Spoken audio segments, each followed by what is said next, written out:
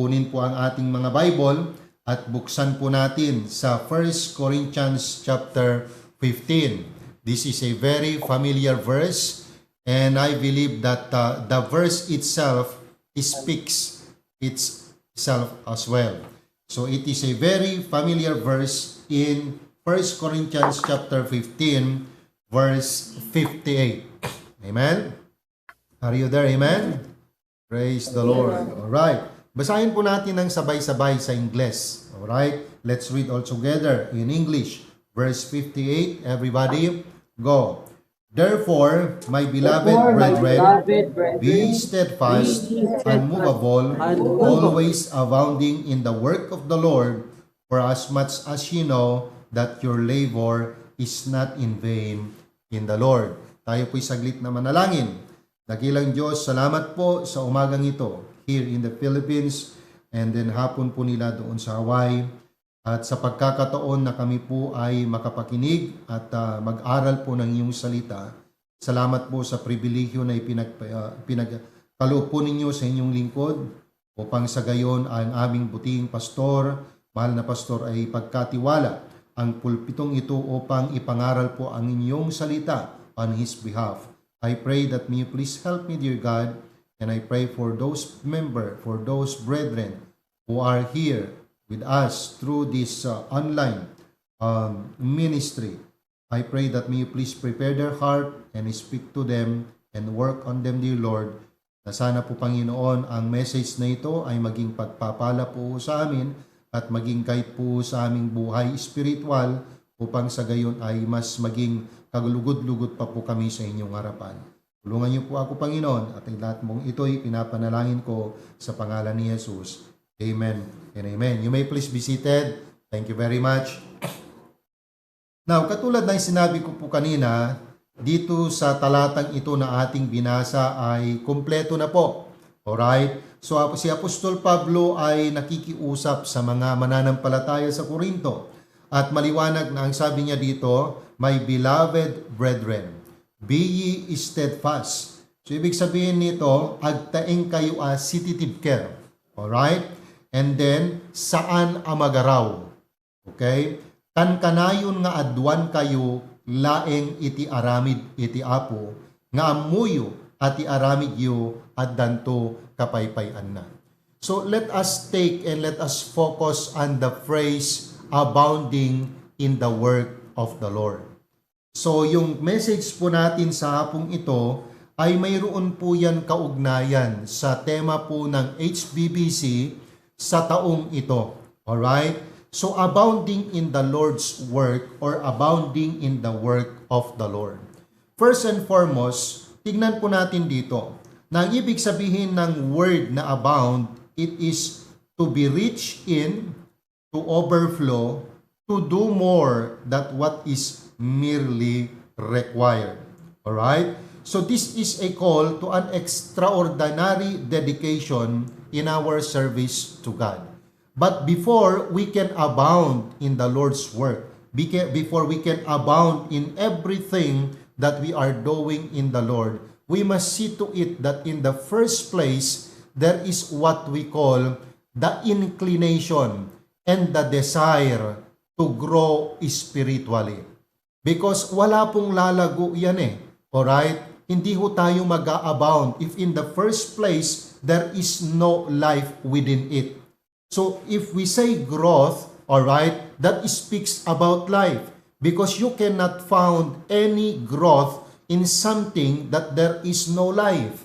So now that we have already given that kind of life, and that is spiritual life, we must have that what we call inclination, we have that what we call desire, we have that what we call panang plano ken talaga nga panang tarigagay, panang panggep, iti puso tayo nga dumakkel. Alright? So, anyaman nga banag nga awan iti biyag na, hamo ekspektarin nga aglago. Kaya deto'y nga lesson, this is intended and the Lord is speaking kadagijay namati, kadagijay anak iti Diyos nga adda iti biyagnan nga na spiritual. So if you have already that kind of life, spiritual life, you have to strive hard to grow. Alright? And then if you have that already, the desire to grow, you expect that it will abound. Okay? Whatever the things that you are doing for the Lord, maliit man yan, malaki man yan, nanumuman dayta, wano anyaman dayta, you have to strive hard to grow in our spiritual life. In what way? We must nurture and nourish our personal relationship with God. Because He is the one who gave us that life through the Lord Jesus Christ. Therefore, if He is the one who gave us that life, we must see to it that we must give and spend our time together to nurture, to nourish, and to strengthen that relationship in order for us to obtain growth in our relationship and our spiritual life. So yung unti-unti po nating paglago, hindi po natin namamalayan sa pamamagitan ng maayos na pakikitungo natin sa ating Diyos, sa ating daily devotion, sa ating quiet time. That is way or avenues wherein we can nurture and nourish our spiritual life. So if we grow in our spiritual life, it is expected that we need to abound. Okay? So ano yung mga dapat nating kinakailangang tignan, alright, in the areas, or what does it mean to truly abound in the Lord's work? Ano ba ang ibig sabihin ng pag-a-abound, o di naman kaya'y paglago, o di naman kaya'y dayjay panagbalintay yung nga nalabon? No kunam nga agro, sa bali pa'y dayjay nalabon. Alright? Kasi kunam no naggrow detan, ipakakita amon itinananay nga panagabound, nanay nga labon na deta, ket no addanton digiti makita tayo nga maipaltuad nga bunga na iti masangwanan nga aldaw. So abounding in the Lord's work, what does this mean? Anatikayat na nga sawen. So there are some things that we need to consider here in order for us to obtain this abundance in the Lord's work. Number 1, let us abound fittingly. Let us abound fittingly. What does that mean, abound fittingly? Serving with proper preparation. Now, we have to thank God that we have the Bible, and we praise God for the wisdom that the Lord has imputed in the heart and in the mind of our senior pastor. That's why through this wisdom and through this, we have this what we call program, and we have this what we call system. Alright? So that hindi lahat ng gustong maglingkod sa Panginoon through the ministry under the leadership of our senior pastor ay gusto na niya. That's the reason why there is a great importance why we have the system, upang sa gayon yung paglilingkod natin sa Diyos ay maayos at mayroong patutunguhan. Okay? So unang makikita natin dito, in order for us to abound in the Lord's work, we must consider to prepare ourselves, having that proper preparation in serving God. And that is, we need to abound fittingly. So, ibig sabihin nito, this means to ensure that our service is appropriate, well prepared, and it all aligns with God's design. Okay? It is about readiness and suitability for the task, reflecting the dignity of the work we undertake for the Lord. The ministry is so vital and it is so fragile that we must do a sincere and a proper service toward the ministry that the Lord has entrusted to us. Sabi ko nga doon sa pasukin, ang pagiging isang anak ng Diyos na naglilingkod sa Panginoon ay napaka-importante, napakahalaga. And we need to prepare ourselves. We need to see to it that our lives is fit in serving God through the ministry. Why? Because the way we behave, the way we act in our public life is this. It will affect the testimony of the church it will affect our senior pastor, it will affect the church itself, and especially awan sa bali no saan nga iti Apo. Isu nga dapat kanya tayo kung nakadakwada, nakasagana tayo nga mga ramid kadagitoy banag nga naipatalik kada tayo. Tatikang runaan na nga mapanunot tayo, deto'y kina dignidad, kina tanok, deto'y trabaho iti Apo nga naipatalik kada tayo. Considering that this was both, alright, kat adada dagiti nagtrabaho ken nagsakripisyo para kideto'y nga trabaho ti Apo nga intayo pag serserbian. So adada dagiti banag nga dapat nga i-consider tayo in order for us to abound fittingly. First is that there is a need for prayerful planning. Alright? When we say prayerful planning, this is seeking God's guidance before beginning. Okay? So dito nga makita tayo kakabsat iti Apo nga anyaman nga banag nga aramiden tayo keng kuana iti inaldaw-aldaw kadagiti ministries nga naipatalik kanya tayo.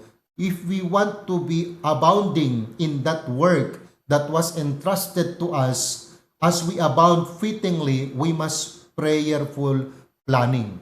So kaya't na nga sawan, ikararag tayo, taday to'y katrabaho iti Apo. Hantay nga agtalag kadagiti bukod tayo nga kapanunutan, and that is always I am telling to myself. Because I know my limitation, amok di pagkapsutak, amok dagi banag nga hanko nga mabalin nga maaramid, but this is the task that the Lord entrusted to me. And I know myself that I am not fit to that task. I know myself that I cannot accomplish that. That's the reason why I always rely God through prayer. That the Lord will help me abound, that the Lord will help me with that entrusted ministry that the Lord has given me. Deto'y panangirepresent ko kani pastor kadagitoy secular activities kada secular ministries kakabsat ket nakabutbuteng ken nakadadanag in my part. Idiyon unana kan ko amot ang mabutengak at dati pa nagdanag ken panagbuteng kanya. I don't know how to communicate with people. I do not know how to speak English. I do not know how to have a conversation with them. And then every time nga ni pastor ket kunana na wa kanya, you have to enhance yourself. You need to help yourself because time will come that you will not only be used in the spiritual activity of our church, but you will be used also outside the church. So kung nakijebagik, kaslaman laeng hangko kaya Apo, kan kaslaman laeng mabainak, of which in the first place, adda di nga pa nagriknak, mabainak, ngam awa mabalin tayo adda di jayan kati mulak inti panunot ko, no daytoy iti wagas nga mabalin laeng nga pakatulungat iti pastor ko, apay nga haan ko nga aramiden, daytoy nga banag nga ibagbagana kanyak, nga amok, nga haan ko lang nga pakatulungan keng kuana, no di ket di in the first place, ket ma-develop di panagbiag ko, tapno mas adadapay nga naus-usarak para iti ministry, kan mas effective ti ministry. So what I did is prayerful. Every time manukuna na kanyak, okay, sikat mapan di division office, sikat mapan makipasa dito letter, o sikat mapan ijayan ta school head, deta principal. Sakbay pay laeng deta, karkararag kan agdandanag apon. I always tell to myself and I always ask God, give me the right word in my lips, dear Lord.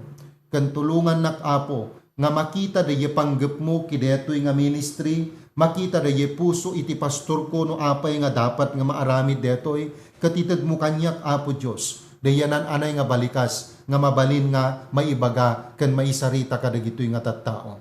And bless God, I believe and I know that this prayer helped me a lot to depend on God and not to myself. Diya lang pa nakaamok di bagik nga han ko kaya, iso nga mas adat dapay nga dapat ngagtalekak iti Apo. By knowing my weakness and not just only by having and increasing the capacity, dapat ket mas adat dapay ngagbalin nga intense iti prayer life ken tinan-anay nga panagtalek iti kararag. Tamamatiak iti amin na pusok, iti mangted iti panagabound at saka yung success ng anumang mga ginagawa natin sa Panginoon. It's not us, alright? It is always God Himself. Therefore, we need to ask Him how to do it, when to do it, where to start, kano kasano itinananay nga wagas nga panangaramit tayo kidetoy. So every task, the Lord begins with consulting the Lord. Prayer ensures our plans are aligned with His will and empower us for effective service. Maliwanag yung sabi niya doon sa Philippians chapter 4 verse 6. Okay? So kunana ditoy, be careful for nothing, but in everything, by prayer and supplication, with thanksgiving, let your requests be made known unto God. So yan yung palagi ko sinasabi sa sarili ko. But in everything, lahat ng mga bagay sa pamamagitan ng panalangin and supplication, with thanksgiving, let your requests be made known unto God. That's why when I pray to God with such ministry or with such task that was entrusted unto me through my senior pastor, I always use that verse. But in everything by prayer and supplication, alright, panagdawat, anyat dawatem, jay favor iti apo, tapnon iti kasta uray dayta nga tao nga kasaritak, hanman nga naisalakan, wenno naisalakan, no dinawat ko da jay favor iti apo, makita da iti apo iti biyag mo, kan makita da iti apo kida jay panggep mo nga dawatam iti nananay nga approval da. With thanksgiving, apay nga kasapulan ti panagbiyaman, because kideto'y panakaamok deto'y bagbagik. Amok ken patsek nga addapay mas able kuma nga mabalin nga mga ramit kideta ngem agyamanak ta adda deta nga pribilehiyo ken panagtaleg iti pastor ko nga mabalin nga mga ramit kideta nga banag.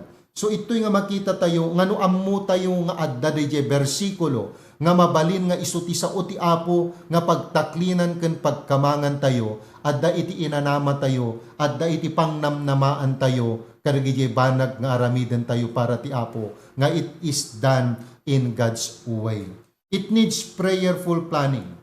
So as we abound fittingly in abounding in the Lord's work, not only needs prayerful planning, alright, secondly, it needs personal purity. When we say personal purity, this is approaching the service or the ministry with a clean heart. Oh.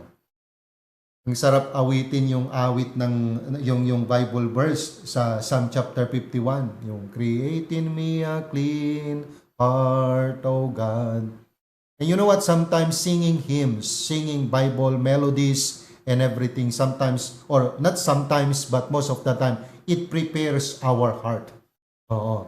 That's why when we say personal purity, seeking personal purity in our service to God so that we could abound in the Lord's work, we must be a clean vessel for the use of the ministry. As we serve God, we must maintain spiritual and moral purity. Our life should not be contradict the message we proclaim or the work we do for the Lord.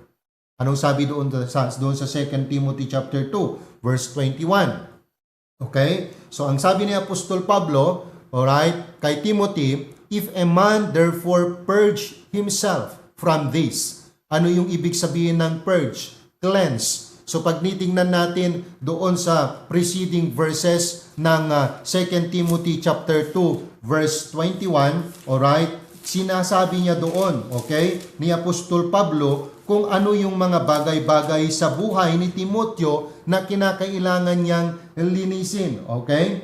Alright, so makita po natin dito 2 Timothy chapter 2, okay?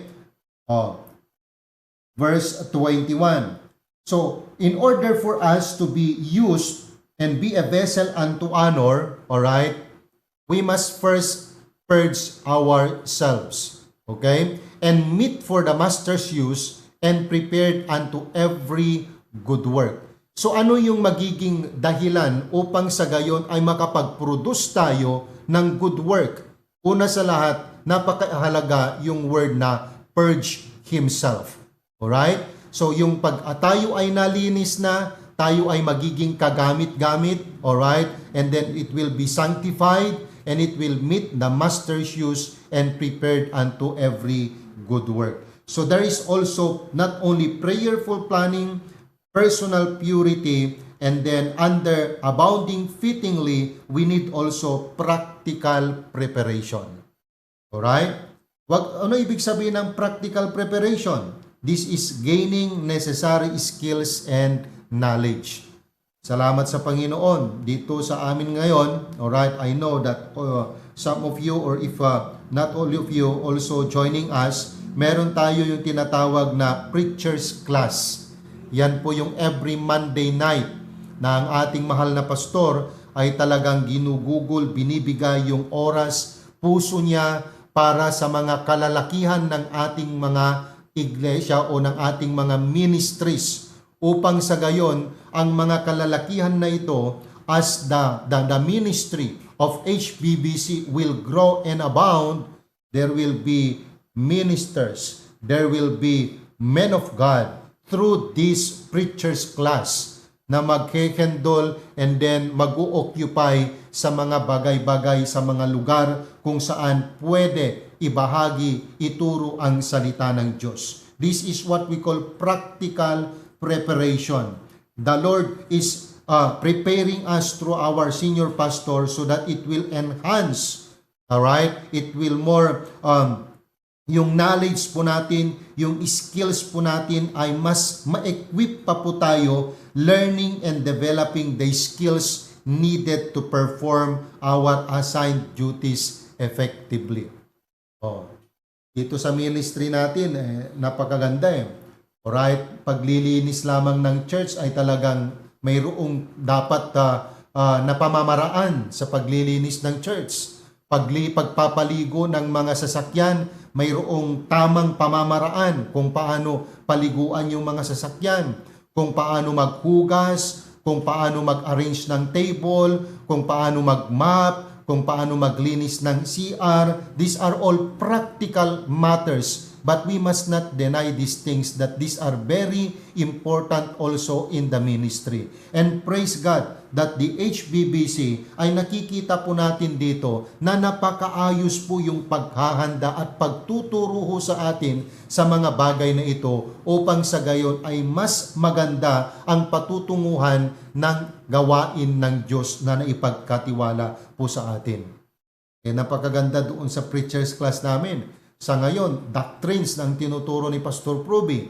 Alright, doctrine of salvation. Kung ano yung mga turo ng mga iba't ibang relihiyon patungkol sa kaligtasan. Alright, ay pinapag-aralan namin yon. At tapos tinuturuan po tayo ng ating pastor kung paano i-counterfeit yung mga maling turo ng mga kulto na ito. Upang sa gayon, ang sabi nga ng Bible, ay matuto tayong sumagot sa kanila ng tamang kasagutan mula sa salita ng Diyos. So we must see to it that these ministries assigned to us ay hindi lamang magawa po natin ito, kundi ito ay magawa po natin ng epektibo, maayos at kaaya-aya. So anong sabi doon sa Proverbs 24:27? Okay? Ano ang sabi ng Biblia? Prepare thy work without and make it fit for thyself in the field, and afterwards build thine house. So sabi niya doon, make it fit for thyself in the field. How? Prepare thy work. So napakaayos po, napakaganda po na mayroon po tayong paghahanda. Okay? Abounding in the Lord's work, let us abound fittingly. Secondly, let us abound faithfully. Amen. Ano ibig sabihin nito? Serving with persistent loyalty. Pag sinabi mong persistent loyalty, alright, that always pictures faithfulness. Abounding faithfully means consistently demonstrating loyalty and steadfastness in our commitment to the Lord's work. Even when faced with challenges, or even our work seems unnoticed, still let us abound faithfully. So ang ibig sabihin yan, kapag nag-a-abound tayo faithfully, Meron tayong consistency. Alright? Saan? Meron tayong steadfastness. Saan? Sa ating commitment sa gawain ng Diyos.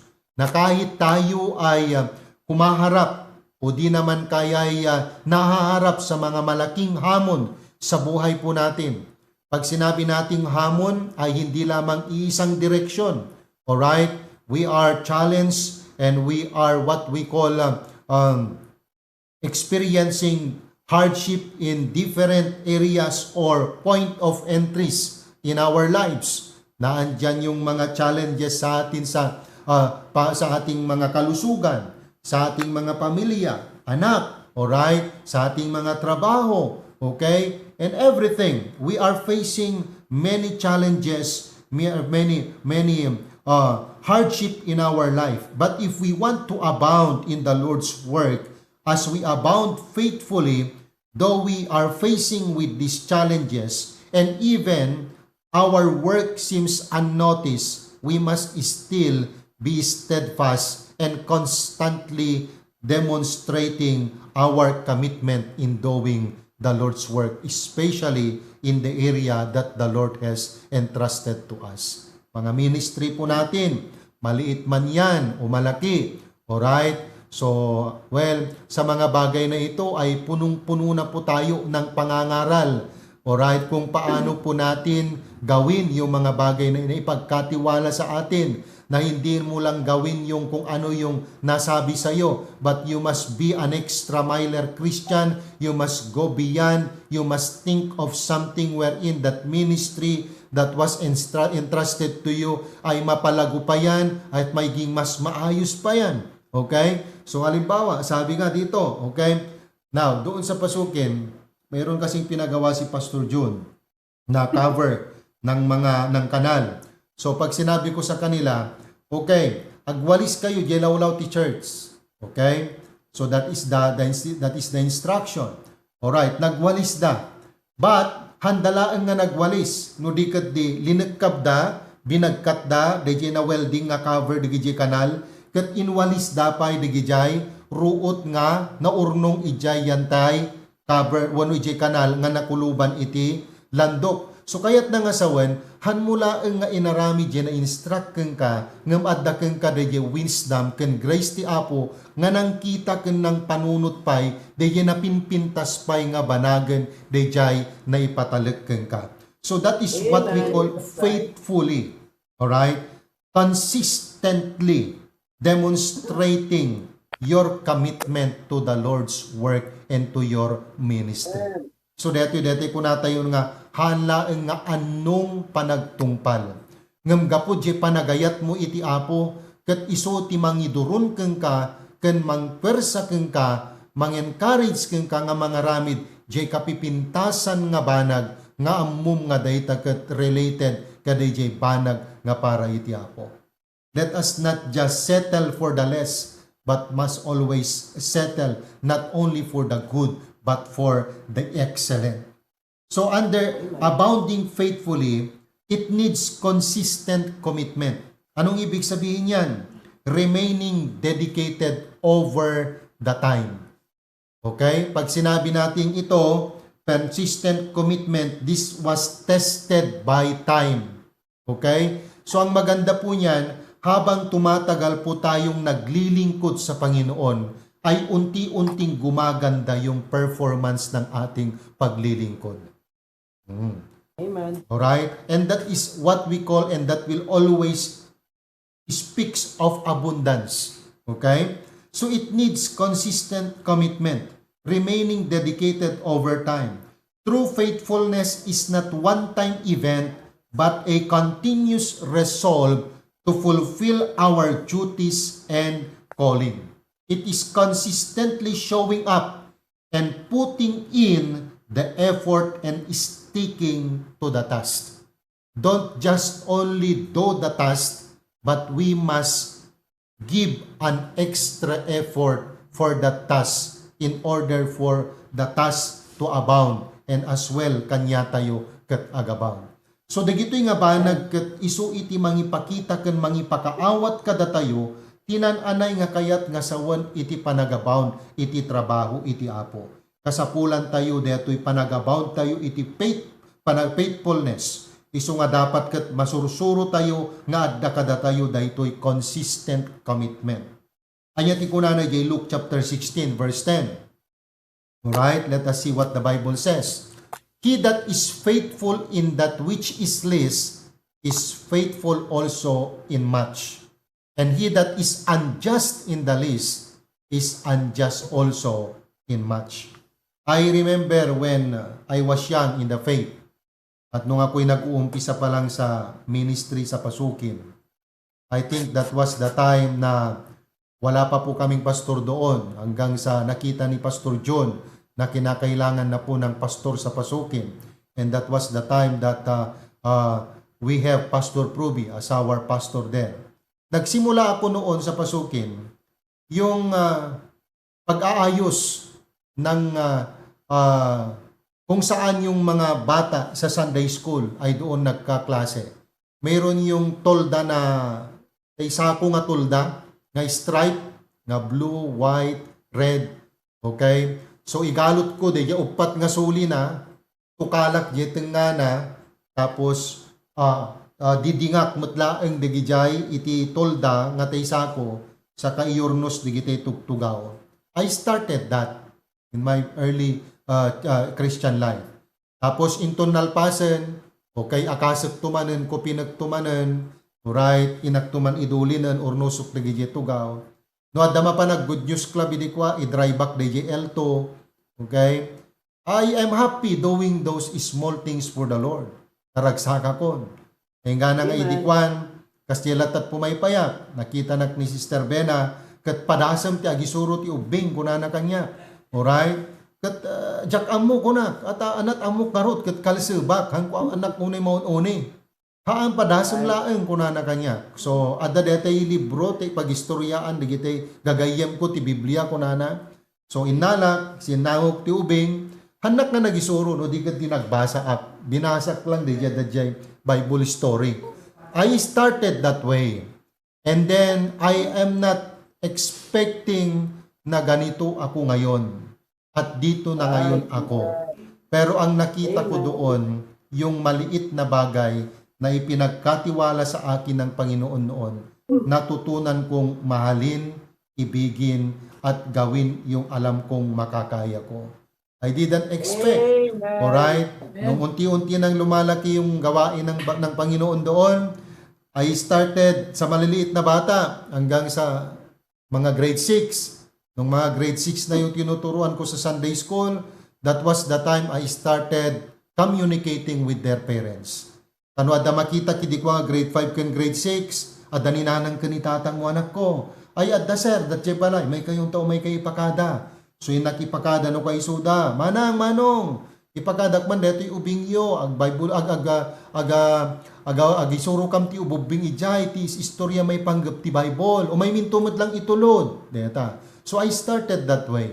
And I have found it is very effective. Now, by the grace of God, I can now talk to parents. I can now talk to little children. I can now talk to young people by His grace.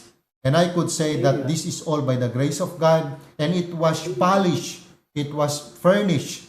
Babaen ka dagiti panangisuro-suro, dagiti papastor tayo, babaen dagiti nakita da, ngahaan nga dapat kuma nga masapul nga aramiden, kan pumayan, insuro da dagiti dapat nga pumayan, kan aramiden. And I could say that helps me a lot.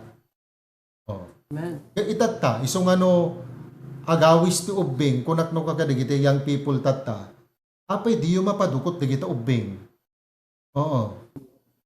Di da kayat di umay, dumugot pastor, itarayan da kami. Apay mat, adarasunan o apay nga itarayan da kayo. Oh. You do not know how to communicate with them. You do not know how to connect with them. So DJ ti dapat nga surusuruan nyo. Oh. So I have learned that in small things. Kati ko na hindi ko agi-sursuro ak Sunday School ti ubing kat naragsaga kon o kaya kideto yan. Oh. Nga nang hindi ko pinadas ko mat ti maki-join ti choir. O ko na di may isang member. Han ka mabalingag choir dita brother Bear sintunado ka maper dita choir. It hurts you know. Oo. Nasakit mata. Wan. Kayat ko ti agkanta ngem ko na nga papadadaal ta choir. O ta sintunado awan pa'y makabulan, na i-assign ti sa bali nga lugar, di song leader. No choice, awan nagsong lead kakabsat siya, awan maaramidan nyo, siya nagsong leader, tay sintunado, no hanga, gatent na choir, kaputa maperdi, mapadaal ti buo nga si congregation, at sintunado. Pero I did all those things by the grace of God. Small things. Amen. So ngayon, it's all by the grace of God. So what's our lesson here? Consistent commitment. No anyaman dyan na ipatalag ka, you love it. Find some ways wherein you can improve yourself so that ministry that was entrusted to you will grow and abound. Agsursurot dito Kasi, deto'y tayo, deto'y to ministry. Haan nga mabalin nga, deto'y tayo kat bumaba, ti ministry kat gumato. Haan, deto'y dapat aging Christ tayo, and then deto'y ministry, inot nga sumursurot. So nga nasisita dahi nan anay, panagpa-equip tayo, nan anay nga panagabound tayo personally, iti grace iti Apo, tapno dahi trabaho ti Apo na ipatalik kada tayo, sumursurot mat iti panagabound na. Consistent commitment. Alright? As we abound faithfully, not only we need to have consistent commitment, but also we have to need steadfast service. Anak kayat na nga sa wandeta, enduring through difficulties and discouragement. Napahapyawak ta tayo, discouragement. Kat nung nagsardengak ko may di imbagada kanya ka, ang kamapapandita, sintunado ka, dadaulin ta choir. Nung nagsardengak ko maidi, yan at yan ko kumaitatan. Amen? So it needs steadfast service. God's work often comes with trials. Opposition, lack of apparent fruit. But faithfulness means not giving up when the path becomes hard, but pressing on, trusting God's ultimate purpose. So, steadfast service. Maganda yung sabi doon sa Galatians chapter 6 verse 9. Maliwanag ang sabi ng Panginoon, and let us not be weary in well-doing, for in due season we shall reap if we faint not. Hantay nga mabannog, nga agaramid iti nasayaat, ta itinto panawon na nga umiso, kat apitan tayo, dagijay nga banag, nga kinaimbag, nga inaramid tayo. No! Saan tayo nga mabannog? Kasi nung maminsan, napintas si panangrugim, nabannog ka, nagsardeng kan, agad awanan mo nakitan no kasano dayjay, insagana ti Apo nga, bunga dagijay na aramidan na babaan iti panagbiag tayo. Okay? Steadfast service. Huwag ho tayong mapagod. Napapagod tayo physically, pero yung puso natin at yung espiritu natin, hindi yan napapagod dahil yung pang-araw-araw na pakikipagsalamuhan natin sa Panginoon. We might have, our body becomes weak, but if our spirit is willing, we can still do something for the Lord. We can still have that steadfastness in our service to God. Not only consistent commitment, steadfast service. If we want to abound faithfully, we must also need unwavering obedience. What is this all about? When we say unwavering obedience, following Christ's command without any question. Abounding faithfully is obeying His instruction even when they challenge our understanding and even our comfort. Palagi itong sinasabi sa ating mga young people. Because public school sometimes is, as of now, nowadays, kadwan nan, jay inak kat kadwan na nga mistro, babakla. So ano maminsan, they are manipulating our students. Nuhang ka nga agsala, alright, han ka nga ikan, iti grade mo. So I always contest with the school head, and we are praising God because as we associate with these people, ito nga makita tayo nga han gayam nga dapat nga kasya ti trato ti mistra mo no mistro di ubing. Tanuhan nga agsala isuna at dadegay ko na tayo nga dapat nga substitute nga aramidin di ubing. Alright? Tapno DJ report na kumawon no DJ subject na kat saan nga dapat nga ma-fail. ikan da isuda iti sabali nga ubra enda. So nga no maminsan kunakbay kadakwada, alright, why is it that you are so much strict with us Baptists? Well, in fact, you cannot do that and you are not doing that to the Iglesia ni Cristo, to the Mormons, to the Saksi ni Jehovah, and to the Sabatista. Why is it that we, Baptists, ay kami lang yung nakikita nyo? Yung bang freedom, yung bang liberty na ibinibigay ninyo sa kanila with their freedom of religion, ay hindi nyo rin ba pwedeng ibigay yun sa amin? Wherein that is one of our constitutional rights. So sabi ko sa ating mga young people, kinakailangan kasi dapat maayos yung testimony mo sa teacher mo. Upang sa gayon ay mayroon yung favor. So we need to have unwavering obedience. Even though maraming kumukontra sa'yo and everything, alright, ay wag po nating i-compromise yung salita ng Diyos. And then, thirdly, not only let us abound fittingly, let us abound faithfully, as we abound in the Lord's work, let us also abound firmly. Anong ibig sabihin nito? Serving with principle and conviction. Ito na po yung nasabi ko kanina before this point. To abound firmly speaks to the strength of our convictions and the unwavering foundation of our service. It is standing strong in our faith and principles, not easily swayed from the truth or our calling. So kahit na alam natin na it is beneficiary to us, if that is against to the principle and to the conviction of the Word of God, we must not compromise the truth. It needs biblical beliefs, grounding our action in God's Word. Firmness comes from our knowing that we believe and why we believe it. Makikita natin yan sa 2 Timothy 3:16. Alright? All Scripture is given by inspiration of God, and it is profitable for doctrine, turo, for reproof, for correction, for instruction in righteousness.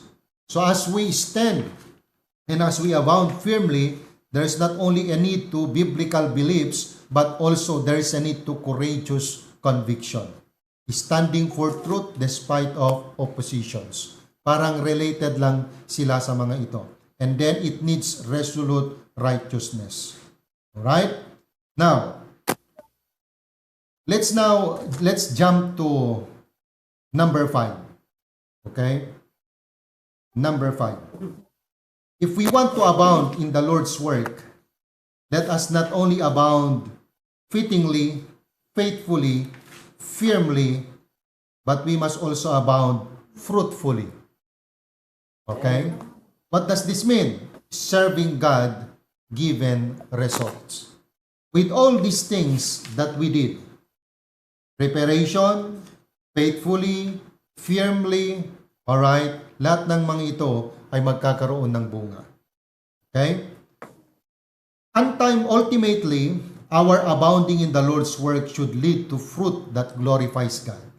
This is not about human achievement, but it is all about God working through us to bring about spiritual growth, change lives, and the expansion of His kingdom. How to abound fruitfully? There is spiritual success. Paano natin makikita na mayroong tinatawag na abounding fruitfully? There is spiritual success. Meaning to say, witnessing lives transformed by the gospel. Now, let me just share this, kung paano gumawa ang Panginoon. Yung executive order na Bible devotion requested by the LGU Pasukin to our senior pastor, ay makikita natin yung resulta. Nakikita natin yung unti-unti ng nagiging bunga ng salita ng Diyos na naituturo sa mga empleyado na naroroon.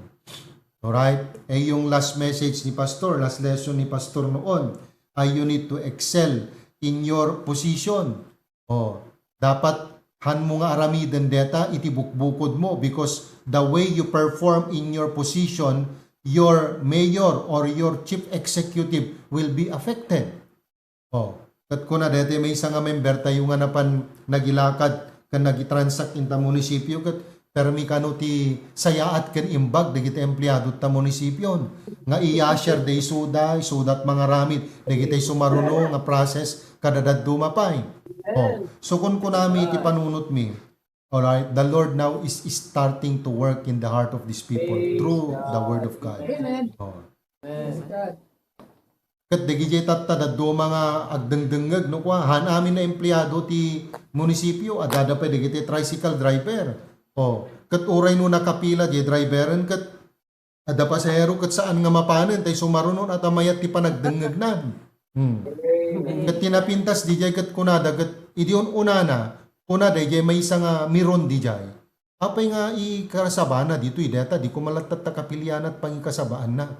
Oh, kunamat digi dat jay kakaabay na. Kat anya kumat pakasisudunam kat awam met dakes kaya tay sursuro na. No di kat dinasaya at matapakaadalan ken pakasursuruan. Oh.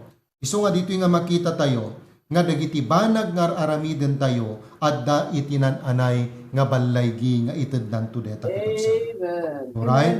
So there is not only spiritual success, there is kingdom kinds. So meaning contributing to the growth and glory of God's reign. Faithfulness or fruitfulness means seeing the church is strengthened, His name glorified, His purposes advanced. And in this area, we are so much grateful because detoy iti forte nga inted iti apo kada kayo kakabsat di tahaway. Nakadakdakkel iti permi nga panangaramat iti apo kada kayo. No kasano iti nananay nga ayat ken ragsakyo iti apo iti panagited ket pud no launay nga ti trabaho ti apo ditoy Pilipinas ket makitam detoy the church is strengthened, His name glorified, His purposes advance. And also there is eternal endeavors, meaning investing in what lasts forever. And I could say that the greatest investment is in the work of the Lord. Abounding fruitfully means directing our energy towards the things that will have a lasting significance and impact not only in the lives of HBBCians but also even in the life of the people outside HBBC. And I could say, and I praise God that you, brethren there, are faithfully by His grace committed and obedient to this endeavor.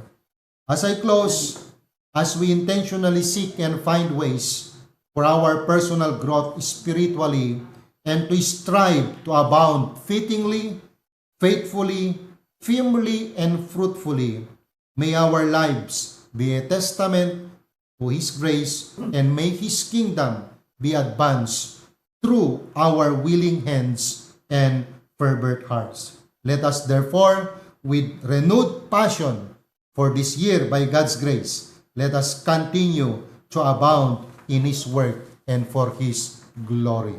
Abounding Amen. in the Lord's work. And I pray that may the Lord give us this desire and may the Lord give us this courage to take this step to abound in the Lord's work by His grace. Thank you very much, Pastor Proby. Thank you, Preacher Glenn. Thank you, Kakabsat, for joining us for this live streaming service. And may the Lord bless you all.